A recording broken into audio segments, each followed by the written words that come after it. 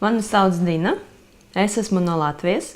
Dzīvoju lielpilsētā Rīga, galvaspilsēta Latvijas. Man ir neliela ģimene ar 2 bērniem. Tas ir neliela ģimene mūsu valstī. Kad mūsu valsts iestājas Eiropas Savienībā, tieši mums piedzima meitiņa. Un, viņa auga jau Eiropas Savienība.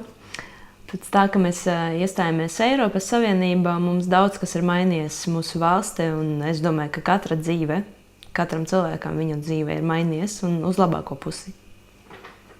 Maniem bērniem bērnība tagad ir daudz savādāka nekā bija mana bērnība un manam vīram. Mūsu bērni aug attīstītākā valstī, un viņam tagad ir daudz iespēju. Protams, man ļoti gribētos, lai mūsu valsts arvien attīstās vēl vairāk, un bērni paliktu. Es gribētu, protams, lai viņi mācītos šeit, lai viņi strādātu šeit, mūsu valstī, bet kā viņi izdomās nākotnē, es nezinu. Mums ir jāiet balsot, lai mūsu nākotnē būtu labāka un lai mūsu bērniem nākotnē būtu labāka.